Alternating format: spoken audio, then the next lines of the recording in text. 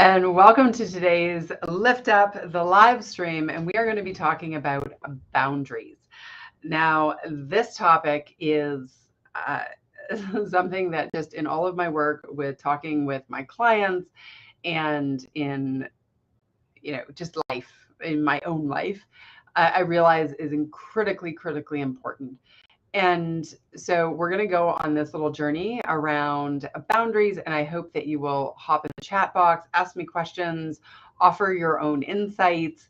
I'd love to hear from you and continue to, have a valuable conversation. So the concept around boundaries is essentially figuring out what do you need to be in your optimal self and interacting with others in such a way that they understand that and are willing to play along. Okay. That's my thinking around the words boundaries. And setting the boundaries can be one piece of the puzzle.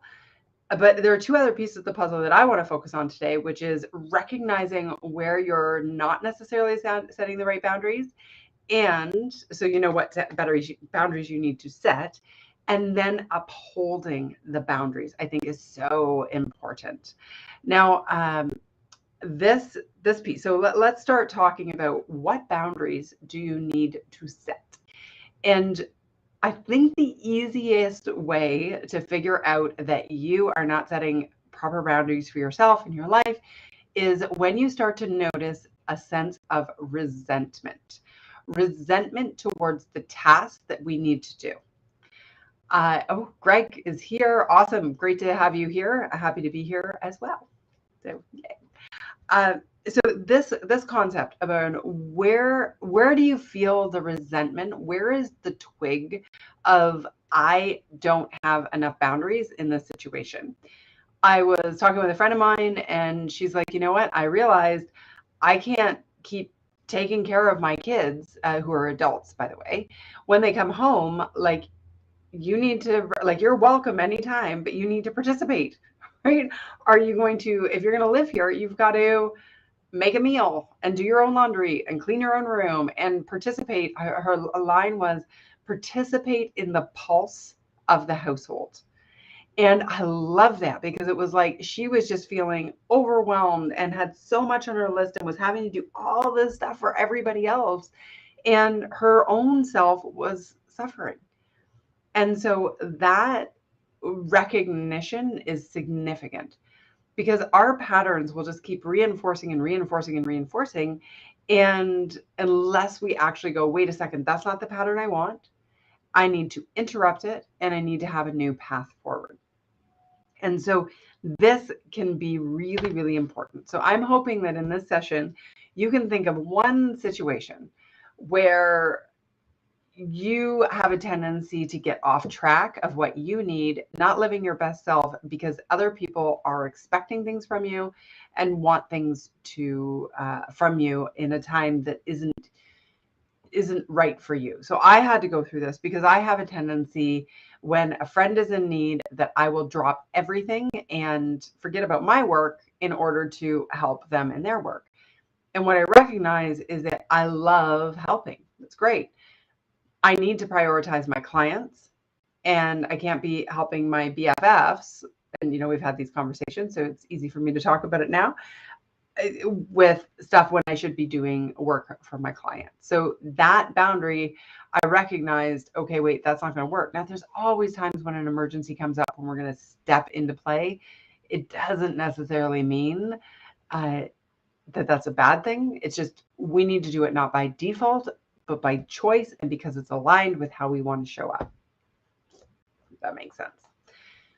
So where in your life do you need to create more boundaries? What are the patterns? And if we don't recognize that and we don't get compassionately curious about it, there's a risk of, well, so many risks, right? We're not going to live our best self. We're not going to get all our work done.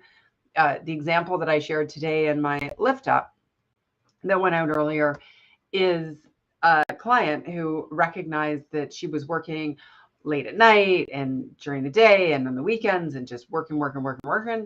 And I'm like, well, like, let's look at what you're actually doing. And when we looked at it, it was like, oh, lot of that stuff is not actually in your job description. It's not what you are supposed to be doing. And you're picking up the slack for other people. And she's like, well, yeah, because, people, oh, hey, can you do the minutes to this meeting? Oh, hey, can you, do this errand? Hey, can you, let this person know about this? Well, it's not that she didn't want to participate, but there comes a point where we have to not take responsibility for how other people perform their jobs. Okay? So it's like, if we're taking responsibility for other people's outcomes, how do we're just going to be in the weeds constantly. And we're like, that's not our responsibility to deal with how other people are showing up in the world. We want to support, we want to encourage, we want to empower, we want to do all those great things, but not do it for them. And as a matter of fact, when we empower other people to do things for themselves, they have a better life journey. They have a better outcome. They have a whole bunch of really great things. But what's interesting is people will take advantage. It is a natural tendency, I believe, as much as you'll allow them to, right? Like, we teach people how to treat us. It is, if we're not liking how we're being treated in a relationship, it's because we have not set the expectation or implemented and upheld the boundaries that will allow us to be happy and functional inside of a relationship. As hard as that is to hear. And sometimes it's hard, right? We set a boundary and then other people don't like it, right? Because if you're the yes person and you're constantly, I'm going to drop everything for you. I'm going to help. Oh my gosh, of course I'll pick up your slack. I know you're going through a lot of things. Yes, I'll do that. Yes, I'll do that. Yes, I'll do that too. And meanwhile, inside, we're like, oh my God, I don't want to do that. I don't want to do it. Not only do I not want to do it, I don't have capacity to do it, but I'm going to say yes anyway. Then we're creating all this resentment in our day-to-day life. It's like turning that ice cube into a snowman because it's just piling on. And we have this huge list that we need to get through. And a lot of it isn't even our responsibility. And so recognizing that and then going, okay, what do I do? And I think sometimes what happens, and this is if you're an upholder, or not an upholder, I'm an obliger like I am, and that's from Gretchen Rubin's 4 Tendencies work, which I really often encourage people to look at. But if you're someone who doesn't set boundaries and doesn't uphold them, there's a tendency that you go along, you do for everybody else, do, and then all of a sudden you're done. And it's like this blow up or this, I'm out of here. And then you have this sense of whatever it is, and it may not look that dramatic, but you're like, I'm done. And then you go to an extreme. I'm going to do nothing, right? Nothing, no soup for you. And then you all of a sudden sort of calm down with that. And then you get back into old patterns, right? And that cycle is, if you're ever experiencing that cycle, then the issue is the boundaries to begin with. And so what we want to do is not throw the baby out with the bathwater. If you are an obliger and you tend to pick up slack on everybody around you, or do everything for people in your family or for your colleagues, that is something that they could do for themselves and need to be empowered to do for themselves. What we can do is pick one boundary with one person and implement that. And just be like, okay, so here's the thing. And you can choose. Are you going to just change your behavior, or are you going to communicate that you're changing your behavior?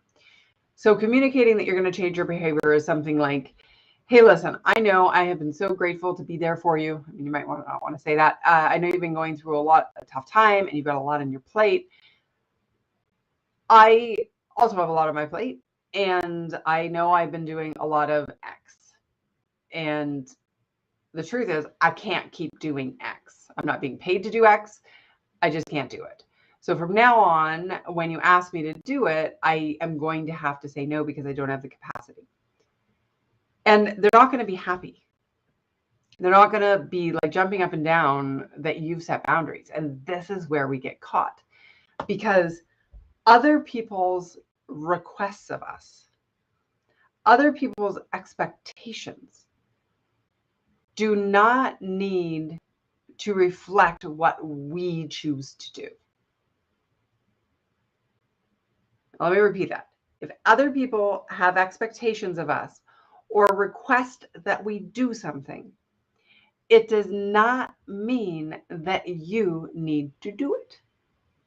It means that they've requested that we do it. Your job is to look at that thing that somebody's requested from you and decide, is it in my job responsibility? Doesn't mean you're not going to do it if it isn't. I mean, I'm not saying don't be a team player, right? But is it? Does it fit my capacity? Do I want to do it? Does it help the greater good that I'm committed to? Like, whatever the questions are that you need to ask to ascertain, is it a yes or is it a no? You got to be able to make that decision, because if we just automatically fire off and say yes, then what's the point? Like how are we ever going to have any capacity left over for the things that we really want to do? Because other people will fill our schedule, like it will just grow. And you deserve to choose how you fill your days, what your capacity is. So really looking at that, we teach people how to treat us. How they treat us coming back may not change right away, may not change ever. But if we make a change, we say, I'm going to do a boundary. And whether we communicate it or we don't communicate it, we just change our behavior to implement the boundary by saying no, or by not participating in a certain behavior that other people are participating in. You making a change is the only thing you can control. So what I mean, what the reality of what that means is, if you expect them to change right away, you're setting yourself up for more failure and resentment.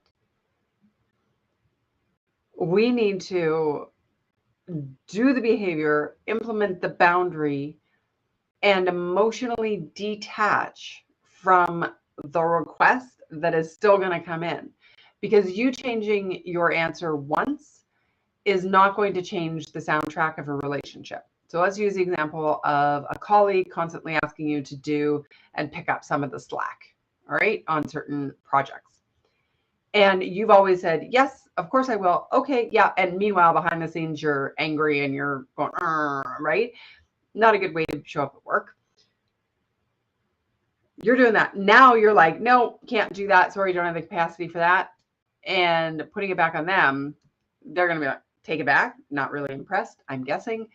And then the next week, they're going to ask you again.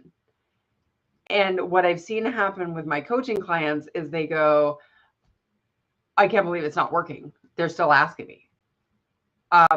Yeah. And they're going to ask you until you've reinforced the boundary over and over and over and over again, until they get the hint that there's no sense asking you anymore.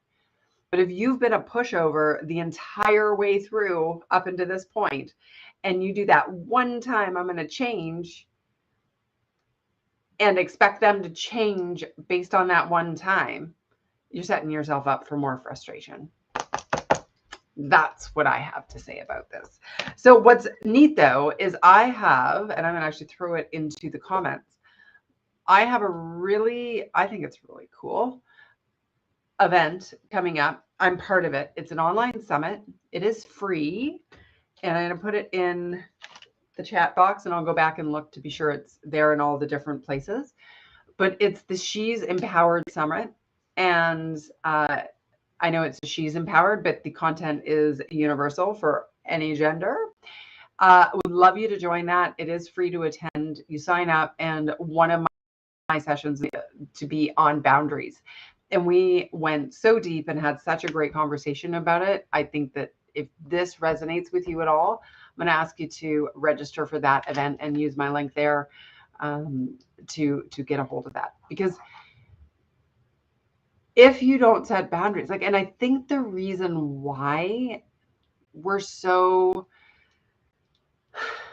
it's hard for us to say no or to show up in a relationship is like the instinct, like, we want to be liked. We want to be part of the crowd. We don't want to push back. But what I find fascinating is when I notice relationships and I watch the dynamics, the people who set boundaries are more respected. They are happier. They have more time left over for whatever they want. It's pretty cool, right? And so if you're not setting boundaries, you might feel like you're being taken advantage of, that you're a doormat, that you just never have time for yourself, that there is just the sense of resentment when you look at your to-do list, when you look at your days. And so everything we've been talking about here, and if you're just joining now, I'm going to encourage you to go back to the beginning, because I saw a bunch of people jump online here. But I think this is key. Learning how to set boundaries, but also uphold them, is critical to your overall happiness and for you living in your purpose and living a very successful life. So are there any questions at this point? We're having a lot of chat box time today, but I am open. If you are in the chat box, bring it on. I am happy to chat. But I think this whole concept of figuring out where are you feeling that resentment? Who do you feel is taking advantage of you? Choosing one relationship and one boundary. Okay. And then it can show up in every part of your life. So I noticed yesterday or Sunday, I had said to one of my colleagues, I gave some advice on, he posted something asking a question. I, of course, always have lots of advice I like to share. And I was really excited to share that. So I sent him a note and I said, hey, listen, I know you got a ton of comments. Really hope you saw what I wrote, because I think that's really important based on the situation. So as a coach who is paid, doing that is my choice and is something that is a boundary that I don't feel is, a problem. So I did that. And then he said, okay, great. Yeah, let's talk about this. Can we hop on a call? And he asked for a time, which happened to be right after a coaching call, right when I would be in my prime of my value, like what I can actually put out in the day. And I went, oh, because I said, sure, I can squeeze it in if you do it 15 minutes later to give myself a little wiggle room. And then I went, delete. And I said, you know what, can we do it at the end of the day? So there is an example of protecting ourselves, protecting our boundaries, and upholding them. And so in my book, Take Back Your Weekends, which if you don't have or don't have access to the online program, I'm going to encourage you to get that. I talk about how the second response is the priority. So if, like me, you're like, yes, of course, I will bend around my day to help you. And then you go, oh, wait a second. That doesn't feel like it's aligned with the boundary that I set, which is what I was going to only, do that sort of thing that isn't paid or in my business work after hours or later on in the day when my energy is dipped and is not taking away from my own clients and my priorities. So anyway, wherever this solution activation, I was going to hold it up, doesn't matter. Here it is. Your second response is the priority. Get to it ASAP. Yeah, because you can delete. And even I had a client yesterday. I'm like, look, if you've already said yes, you have two choices. You can go along with it, feel resentful, and keep going on that path and just suck it up and learn for next time. Or you can call them back and say, I'm sorry. I realize upon further reflection that the thing you've asked me to do, I can't do. I just do not have the capacity. Okay. I think a lot of people worry that setting and enforcing boundaries could be perceived as being difficult to work with. Yes. And yet it's the way that work gets prioritized for success. Double win. Double win is right, because it's, and I think it even goes even deeper than what you're saying here. It's the way work gets prioritized for success. It's the way that you create respect in your colleague relationships. Setting boundaries is like, oh, yeah, okay, I take them seriously. It just gives you a little notch up, right? And I mean, this is with kids, this is with friends, this is with everyone, right? Like our colleagues, our work, like it's how we choose to show up in the world. Our boundaries are really a big part of it. So I hope that has been helpful. I have changed my name here on the screen to be -21 tips, /21 tips, because I have an emailed course. It's 21 solutions to take back your time. Because one of the real priorities for your boundaries is like, it's going to help you create time freedom, right? Like if you stop filling your, and I'm not suggesting you're doing this all the time, obviously. I mean, you're doing what you're doing and you're obviously very successful at what you're doing to begin with. If there are elements in your day that are stealing your capacity and adding a level of resentment in because you said yes when you wanted to say no, we got to stop that. I forget where I was going with that, but that sounds like a good way to end it. We got to stop that. It really is a huge part of how you take control of your time, how you like take back your weekends. If we look at the book here, going backwards, how you really take back your life, one boundary at a time. So again, not encouraging you to throw out the baby with the bathwater and tell everybody you are no longer participating in X, whatever that thing is for you. This is about one boundary, one person, implement it, see how it feels, because then it becomes addictive. When you realize how good it feels to go, wait a second, I'm choosing to do this thing because it's aligned with my greater good and it's something that I really want to achieve and it's part of my business and it's going to pay my bills and it's, and it's for my family and it's what I want to do, compared to how it feels to do things that are, I'm doing this because they asked me and I feel obligated. Right? Like think about the juju that happens in the shift in how well you're going to do it. The client I was telling you about earlier about who is picking up everybody else's slack. The problem is that because she was so in the weeds doing all of this extra work that wasn't necessarily what she should be doing, her work that she needed to do was suffering. And that's where I get concerned. That's when boundaries are going to take you out of the game, right? You're just not going to be able to do your best work if you're not setting boundaries. There you go. There's my thinking on how you can stop resenting tasks. On your list, set boundaries instead. Thank you for being here. Super excited to have you here. Again, 21 tips, solutions to take back your time. Also, don't forget, I've got the event coming up, the summit for She's Empowered.com/Allison for my code. You can get them for free. I think there's a $27 if you want to upgrade to the VIP option. But yeah, it's free of charge. And we're going to go really deep into this conversation about how to set and uphold boundaries. And I'm really excited about that. Other than that, I hope you have a beautiful day.